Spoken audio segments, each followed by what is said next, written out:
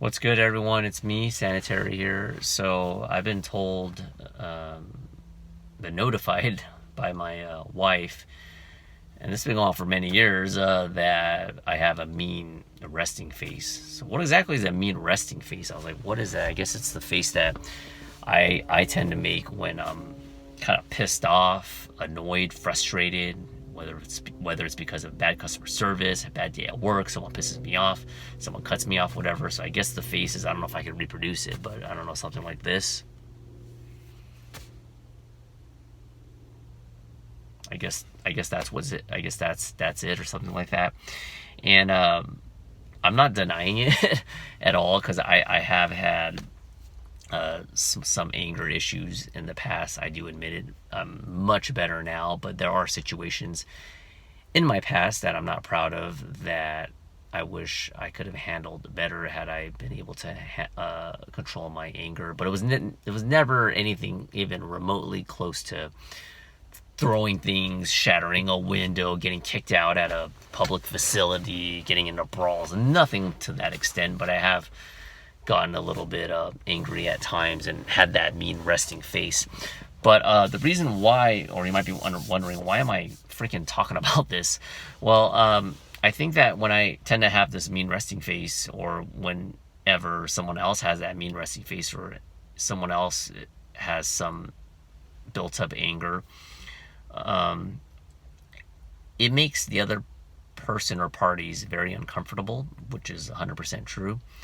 But I feel like a, even if a person looks really pissed, as long as they're not flying off the handle and they're not causing a scene, I think I think it's okay. I think it's healthy to a point, because being angry is and frustrated, even if it's at work or at a social or wherever, at home, it's a natural emotion. It's an emotion just like being happy, being nervous. It's a natural emotion, but because society says that we all have to always act a certain dignified way. Now, I agree, of course, me working in a hospital, there's a certain standard, or if you're in the public sector, if you're a fireman, doctor, lawyer, actually pretty much any job, there's a certain standard that you gotta uphold. But to make it sound like you can't ever have any emotions, to me, I think that's catastrophic. To me, that's not healthy. Assuming, like I said, you're not just completely just wacko. But it makes the recipient very uncomfortable. But as long as the person is not overdoing it, I don't see it as a problem. And I think a lot of people that observe others that act that way feel very nervous around them. I think they feel like that because our society, and especially social media, it's all about just, no one wants to hear the bad stuff, right? It's just all about, oh, my life is perfect, happy, happy, happy, happy. The constant smile, that stuff is fake. That stuff is fake. Not all the stuff on social media, but social media, it's filtered in a way to basically kind of like a popularity contest. Uh, Not everyone's like that, but a good majority of people, especially on Instagram, are like that.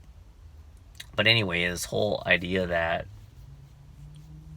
you're you can't show anger, and that it makes you look like you're the crazy one. Well, that's not always the case. I mean, for instance, let's just say hypothetically, someone has been at a job, and I'm just making this out of left field. This is not me, trust me. I'm fine at my job. But let's just say, and this does happen, let's say you're at a job and you've just been getting picked on constantly. You hate your boss, you hate this, you hate that, and then inexplicably, I've seen it happen on the last day of your probationary period before you can turn permanent, they fire you. And then this person gets pissed off and doesn't this person doesn't start a physical altercation, but they may raise their voice, this and that. Next thing you know, everyone's looking at this person like, oh, this person's kind of crazy. This person's kind of wacko. Are they really wacko? Isn't that person justified to be frustrated? Especially, let's say this person needs that next paycheck or can't find another job. They have every right, in my opinion, to be angry. So if I was a manager and I saw a situation in which one of my workers was just getting really hostile, instead of just labeling them as a person with a temper, I would actually try to find out what's beneath all that frustration and anger. There's got to be a legitimate reason. Not always, but there's a good chance there's a legitimate reason. But if you don't dig deep enough, you don't even get to even find out. If you don't go beneath the surface, you don't even get to find out. Maybe it is a bunch of BS and this person's just being a drama queen. But you wouldn't know that. You won't know that until you approach the person. So anyway, hopefully I'm not going all over the place on this video, but being angry and frustrated, and whether you have a mean resting face or whatever, to me it's natural. I think holding it in constantly too much can actually cause a bigger outburst. Don't you agree? Someone who has anger problems, it's better to kind of listen and see where they're coming from, so that their anger doesn't go from a 8 to freaking 12 and then they just explode and start punching people left and right. I mean, you see a lot of crazy crap like that on the internet and in general. So I'm not condoning and I'm not promoting you to just, whenever you get pissed off a little bit, to just start going off. Of course I'm not. That's absolutely silly. And if you think that, then you're not listening. But what I am saying is, if you have a raw emotion and you're not hurting anyone and you just had a real bad day, it's kind of like if you've had like a bad breakup,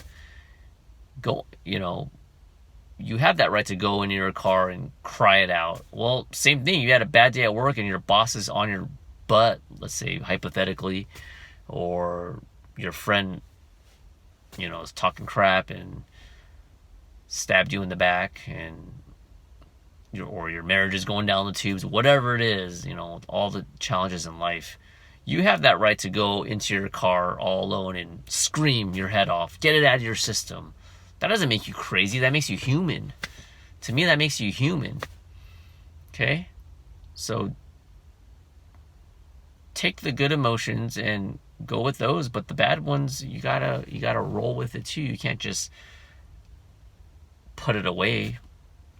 You can't just bury these bad emotions, because you can actually learn from negative emotions, because you can kind of find out more about yourself. It's actually probably more valuable than the happy ones. I mean, being happy, you're just happy, right? Oh, you won the lotto, you graduated, and you're happy, but it's the raw emotions that people don't want to talk about. Those are the emotions that you can learn a lot about yourself. So that's it. I'm not about to get all crazy right now, but I have been known to get pissed off at people, but try to take my advice. I can channel that energy, but as long as it's not detrimental, I'm not holding on to that burden, and as long as I have self-awareness, and I feel like I do, and I am improved many over these past couple of years. I think that I'll be in good shape, and you guys should be too. So that's my time. Thanks for watching, if you made it this far, and I'll talk to you in the next video. Bye.